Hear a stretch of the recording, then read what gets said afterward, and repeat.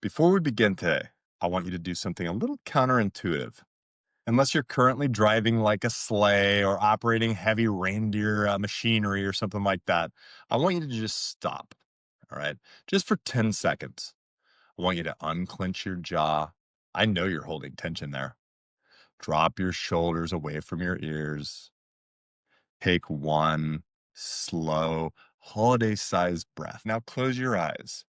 I want you to picture your most real Christmas memory. I don't mean the Hallmark version, and I certainly don't mean the curated Pinterest board photos. All right. I want the one your nervous system imprinted without your permission. Maybe you're 6 years old, right? Staring up that massive Christmas tree. And in your childhood perception, that thing looked like a redwood towering over the living room. I don't know, maybe you're 15, you're sitting on the couch pretending to be over it, right? Too cool for the festivities. But internally, you're vibrating with excitement, harder than a malfunctioning massage chair at the mall. Maybe it's just last year, lights reflecting off the tinsel, the specific chaotic energy of a packed room, and a smell so specific you could pick it out of a police lineup. Feel the temperature of that memory. The sting of the winter air as the front door opens, or that blast of dry furnace heat hitting your face when someone yells, "Shut the door, you're letting the cold in!" Hear the sounds, the distinct crackle of wrapping paper, distant laughter from the kitchen, someone arguing about the eggnog recipe, and the crash of that one ornament that falls every single year like a tiny festive jump scare. Open your eyes now and welcome to Planting Thoughts. Today, we dive deep into the psychology of Christmas and New Year's Eve, baby. We're going to look at nostalgia, identity, memory, the crushing weight of expectation, and the genuine joy that gets buried underneath all of that chaos. This holiday doesn't just visit your emotions, it raid loots them. Let's begin.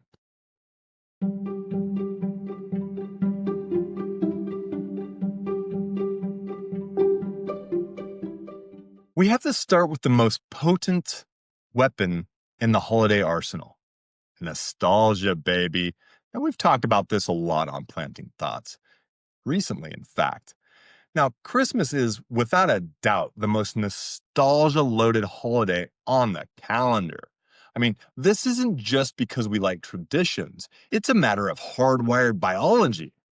Now, research tells us that your olfactory bulbs, right, the part of your brain that processes smell, right, it has a direct hotline to the amygdala, right? And the hippocampus. And these are the centers for like emotion and memory, right? Your amygdala really controls sort of more of your emotional responses. Your hippocampus is sort of in charge of creating new short-term memories, right? And this is why Christmas is basically the emotional Super Bowl of the sensory hijacking. I mean, you've got something called the scent trap, right? Think about the smell of pine needles, fresh gingerbread, that one holiday candle that smells like someone burned a pie on purpose, but somehow makes it work. These scents don't just remind you of the past, they create instant emotional teleportation. You aren't just remembering being 8 years old, right? That's not it. No, for a split second, your brain thinks you are 8 years old again. That's powerful, baby. There's also this thing we call the identity anchor, right? You have rituals that serve as these identity anchors. When you hang the ugly ornament up on the tree together with scotch tape and delusion, right? You're not just decorating. I mean, you're telling a story, right? Remember who you were? Who are you now? It boosts your mood. It creates a sense of coherence in a chaotic world, right? It grounds you back into those childhood memories. There's also something we call the neighborhood effect, right? And I mean, this even explains why the neighbors, right? You know the ones, the neighbor who goes full Las Vegas strip on their house, blinding the rest of the street. I mean, they've got this thing, coordinated with music. They've got, cocoa stands out front. Psychologically, they're trying to project a massive signal of continuity and celebration to combat the dark of winter. These people are totally overcompensating, my guys. and thank them for it because we all needed this in our life. And then you've also got the lights, the music and what it does to your nervous system. I mean, have you ever wondered why we are so obsessed with Christmas lights? Why do we spend hours untangling these little bastards, right? They worked perfectly last year. But somehow now that they've sat in the box for a year, somehow they don't, right? And you're sitting here trying to press each little one. Eventually you just give up, right? And then like some other idiot comes in and like just touches it and it pops on. It's like they're Fonzie. Thanks, Fonzie. I mean, these lights are acting like they're in the witness protection program at this point, right? And this all comes down to environmental psychology and emotional regulation. Lights aren't just decorations, baby. They're mood regulators. Warm, repetitive lighting calms the human nervous system. I mean, studies have shown that people literally walk slower when looking at Christmas lights. It creates a psychological microclimate, if you will, a tiny temporary world where life just feels safer, warmer, simpler. It's basically an emotional Xanax without the prescription. And we all love that, baby. I kid, I kid. Don't do drugs, kids, especially not during the holidays or ever. And I mean, then you've got like the music, right? Even if you claim to hate Christmas music, your brain secretly loves the structure of it. Chestnuts roasting on an open fire. Huh? American Idol, here I come, baby. I mean, you've got the predictable melodies, right? Holiday songs are simple, right? They're musically simple. They're highly repetitive. Your brain loves this because it lowers your cortisol levels, the stress hormones. You know exactly what note is coming next. It's predictable. It grounds you again in the past, something that was a good time for you, or maybe it wasn't. Maybe that's why holidays suck for you. This music, it's safe. It signals safety. When your nervous system hears jingle bells for the thousandth time, right? It signals, oh, thank God, structure. We know this drill. And then you've got the aesthetics of control. You always have this one person in your family who's like the ornament CEO, right? You know the person. They rearrange the ornaments after you put them up because they think they're the director of holiday aesthetics, right? They're not really trying to be annoying. They're trying to curate their own visual environment that creates a soothing, dopamine rich microclimate for them. They're trying to bring them back to their memories. Blame them, baby. This is psychology. Come on. All right, succulents. Let's get to the part I know you all love, the gift giving, right? We're going to go ahead and call this dopamine roulette. I mean, you have to talk about the transaction that basically defines the season, and this is gift giving. We tend to think of it as a nice gesture, but neurologically, it's a psychological war zone, baby.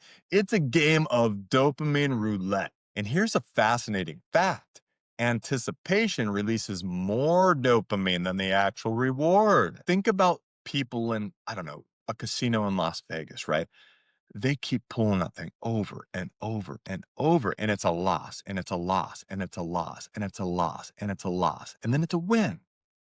Studies have shown that they're actually getting more dopamine release right before that moment that they see they win, right before those sevens hit.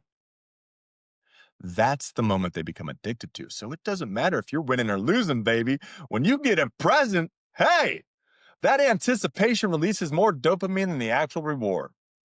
This means the peak of your happiness isn't when you open the present, it is the moment before you open the present. Once the paper's off, we enter a complex world of social signaling, the I see you factor. A good gift says, I see you. I know who you are. A bad gift says, I panicked and bought a small scented candle at CVS on the way here. You know what I'm talking about. It's the same gift I give to every friend that I am not really friends with at my old place of work. Here, have this. Oh, yeah, I got you something that's out in my car. I'm heading over to CES, getting the candle, getting the Snickers bar. I mean, even in these situations, right, the stakes feel incredibly high because we're testing the strength of our relationships. Apparently, they weren't very good. Then you've got this thing called reaction anxiety, right? There's this the stress of receiving the gift.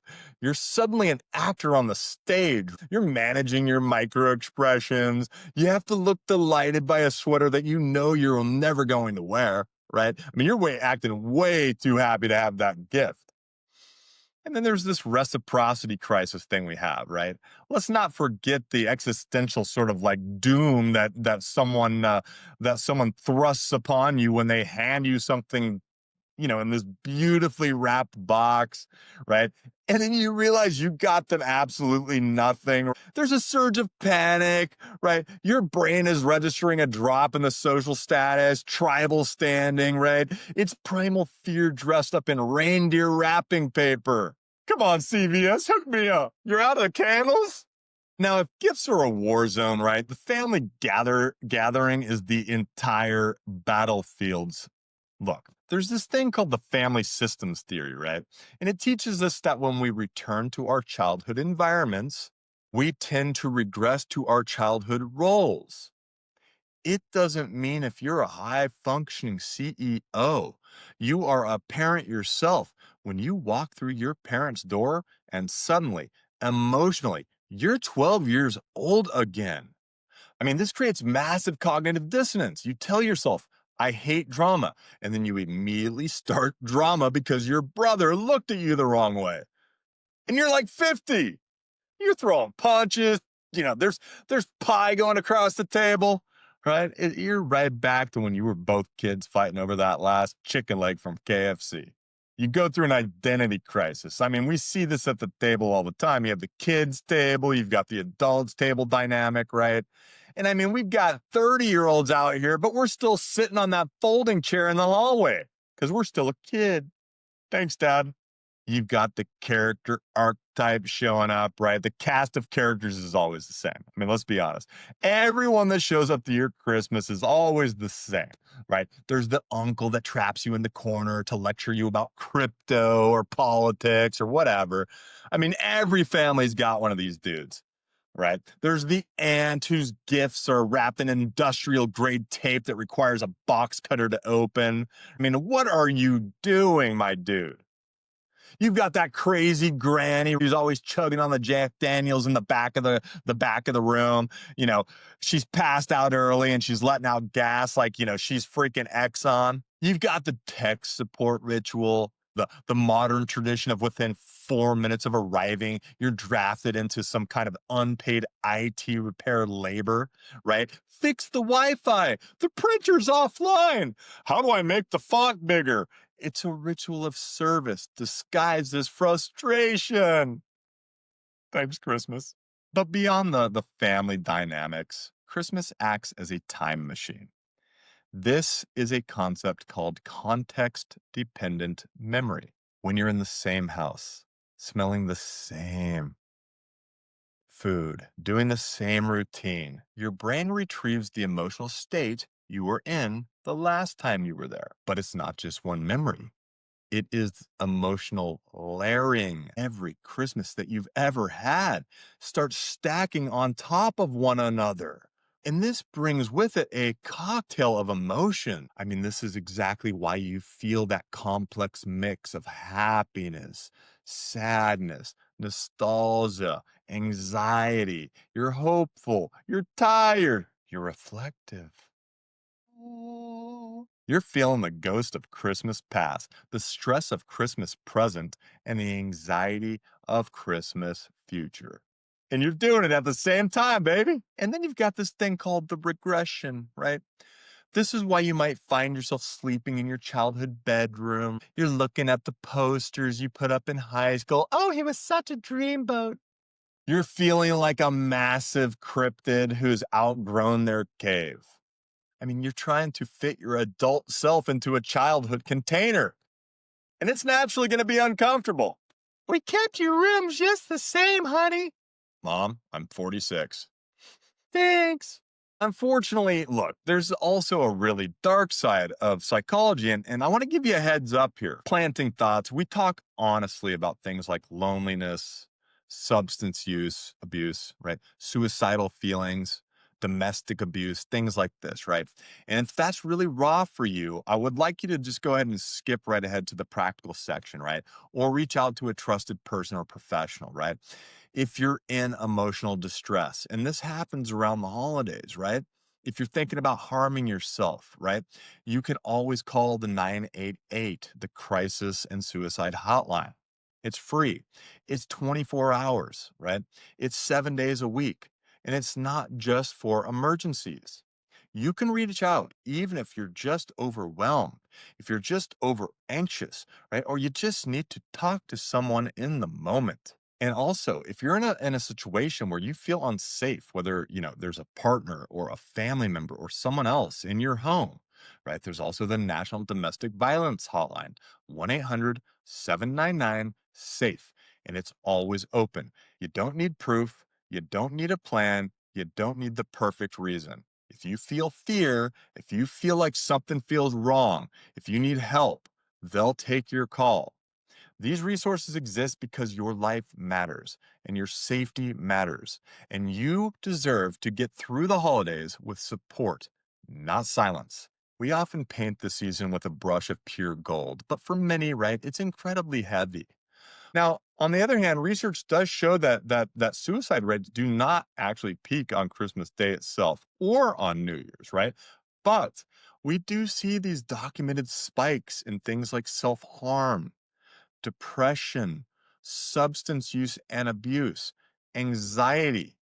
I mean, these things happen throughout the season. And why? Why do these things happen? They happen because of what psychologists term the contrast effect, right?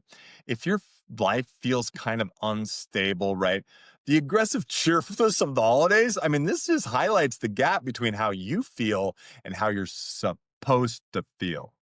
There's also loss activation, right? The holidays maximize the presence of empty chairs, missing people, broken relationships, and grief. Things like this. They're all amplified by the traditions that used to include those people. And then in today's world, you've got social media distortion.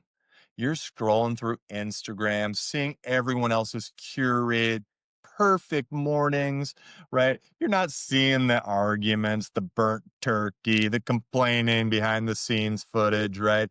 You're seeing their highlight reel. Those are boring. That's why I always take pictures of my kids and stuff, and they look like freaking dorks. I always look like a dork. Thanks, Dad. Thanks, Mom. Genetics, baby. You've also got the identity triggers, right? For those who don't feel like they fit into the family's narrative, right? Whether it's due to lifestyle, beliefs, identity, whatever. Going home can actually feel like putting on a costume that doesn't fit anymore. And it can be really exhausting. All right. So it's not the same for all of us. And let's keep that in mind as we get in there and we're all full of joy. And you notice that one sibling or that one parent or someone else that's close to you and they're upset, maybe give them a little bit of a talk, hey, how you doing? Just let them know that you're there for them. You don't have to be overbearing. You don't have to be Aunt Karen. The takeaway, none of this means Christmas is bad. It just means that it's emotionally loaded, right? If you feel heavy this week, you're not the Grinch. You don't need to feel bad about feeling bad. You're a human and you're reacting to the high pressure psychological environment. And that's it. Nostalgia is not the same for everyone. Not every experience is the same for everyone. We're unique. We're all individuals. And here at Planting Thoughts, that's what we promote: individuality, authentic living, being yourself, repairing your identity, and living your life, baby. Now, let's get to the New Year's, right? Because you have a serious identity shakeup in this piece, right? As soon as the wrapping paper's cleared, we slam right into the new year, right? Research from UCLA calls New Year's a temporal landmark. It's an imaginary line in the sand that separates the old you from the future you. Oh, he's such a dreamboat. This triggers the fresh start effect, which is why we feel a sudden frantic need to change everything about our lives. I mean, you've got the existential dread, right? New Year's often triggers a specific, deep type of dread. What am I doing with my life? Why haven't I accomplished more? Why did I spend $400 on a holiday latte? Thanks, Starbucks. And then you go into resolution panic, right? To combat this dread, we panic set unrealistic goals. We decide to go on to be like marathon runners, right? Fluent in French and financial wizards by February 1st. I mean, this is a coping mechanism. It's a coping mechanism for all the anxiety of the passing, right? The time going by. We set the bar so high, so we're guaranteed to crash, usually within about 6 weeks. And then we could say, see a New Year's resolution. Don't let the door hit you on the way out. So, how do we navigate all this nonsense, right? How do we actually survive the nostalgia bomb, the family regression, the identity crisis without mentally imploding? Well, here's your science based survival guide. First, build micro moments of presence. When the sensory overload hits, ground yourself. The anchor, touch something cold, like a window pane or an ice cube. Smell something specific, like an orange pill. It snaps your prefrontal cortex back online. Do it. You can also set social boundaries. You are not required to attend every single event. You don't have to go to the tree lighting. You don't have to go to the decorating. You don't have to go to Cocoa with Cuckoo Puffs or what. Look, pick one, two, three events that really matter to you and protect your peace for the rest of the season. It doesn't matter what other people want for you. You need to do what's good for you. Something I like to do almost every year is create one new ritual. And I think this is vital because you want to do something that belongs to your adult identity, right? Not just your childhood. Go for a solo coffee run. Go out by yourself and buy an ornament that represents you now. Or donate to a charity you care about. I mean, do something that reminds your brain that you're the author of this holiday, not a participant in your parents' play, right? I mean, your parents set the groundwork and you're going to expand on that love and all of those traditions and that happiness, right? But make it yours. Now, finally, I want to give you guys a tool to hack the dopamine system in a healthy way. And this is known as the gratitude reset, but not the generic kind. Before the day ends, I want you to call or text one person. Don't just say Merry Christmas. No, Happy Hanukkah. Don't say that either. None of that. You say this. Here is one specific thing you did this year that really meant something to me. It cuts through the noise. It signals genuine connection. And the brain benefits of expressing specific gratitude are proven to lower your stress, to increase that social bonding we're all looking for. It lasts longer than the lights, and it's worth way more than that ugly sweater. Christmas and New Year's hijack your brain for good and for chaos. They pull you into your childhood, they push you into adulthood, and they force you to look at your past. They demand that you have a plan for the future. I mean, the holidays are a lot. So this year, feel it, honor the nostalgia, laugh at the chaos, question the pressure, but most importantly, live it instead of performing it. You are not required to create the perfect holiday, just an authentic one. Merry Christmas, Happy Hanukkah, Happy Kwanzaa, Happy New Year. And remember, your memories are stories, your triggers are teachers, and your future is unwritten. Plant that thought, and I'll see you on the next episode.